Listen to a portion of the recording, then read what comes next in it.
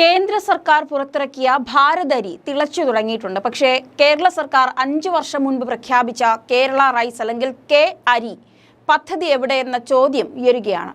കേരളത്തിന്റെ സ്വന്തം ബ്രാൻഡ് എന്ന പേരിൽ ഇറക്കാനിരുന്ന പദ്ധതിയാണ് കെ അരി അഥവാ കെ റൈസ്. എന്നാൽ പദ്ധതി പ്രഖ്യാപിച്ച് ഇപ്പോൾ 5 വർഷം കഴിയുന്നു. എന്നിട്ടും കേരള റൈസ് പദ്ധതി എങ്ങും എത്തിയിട്ടില്ല. കേരള റൈസ് ലിമിറ്റഡ് എന്ന കമ്പനിയൊക്കെ രൂപീകരിച്ചിരുന്നു. പാലക്കാട് ജില്ലയിലെ കഞ്ചിക്കോട്ടും ആലപ്പുഴ ജില്ലയിലെ ചെങ്ങന്നൂരും റൈസ് ടെക്നോളജി പാർക്കുകൾ സ്ഥാപിക്കുകയും ചെയ്തു. ഇതിലൂടെ കേരളത്തിന്റെ സ്വന്തം ബ്രാൻഡ് അരി ഇറക്കാനായിരുന്നു പദ്ധതി. എന്നാൽ പ്ലാന്റിന് കരാർ പോലും ആയിട്ടില്ല എന്നുള്ളതാണ് സത്യം.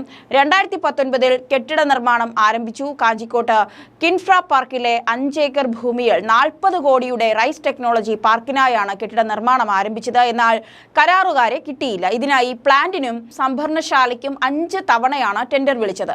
ഏറ്റവും ഒടുവിൽ വിളിച്ച ടെൻഡറിൽ കാഞ്ചിക്കോട്ടെ റൈസ് ടെക്നോളജി പാർക്കിന് കരാറുകാരെ കിട്ടിയെന്നും പരിശോധന നടത്തിയ ശേഷം പ്ലാന്റ് നിർമ്മാണത്തിന് അനുമതി നൽകുമെന്നും അധികൃതർ അറിയിക്കുകയായിരുന്നു.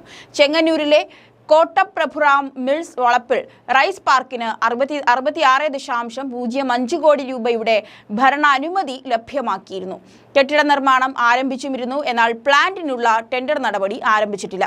കെ റൈസ് അവതാളത്തിലായി മറന്നു തുടങ്ങുമ്പോഴാണ് ഇപ്പോൾ ഭാരതരി കേരളത്തിൽ കേന്ദ്ര സർക്കാർ വ്യാപകമാക്കുന്നത്. BJP നോട്ടമിട്ടിരിക്കുന്ന തൃശ്ശൂരിൽ തന്നെയാണ് ഭാരതരി ഫ്ലാഗ് ഓഫ് ചെയ്തത് എന്നുള്ളതും ഒരു പ്രത്യേകതയുണ്ട്. 1 കിലോഗ്രാം പൊന്നി അരി 29 രൂപ നിരക്കിലാണ് വിൽപ്പന നടത്തിയത്. കൂടെ കടലപ്പരിപ്പും വിൽക്കുന്നുണ്ട്.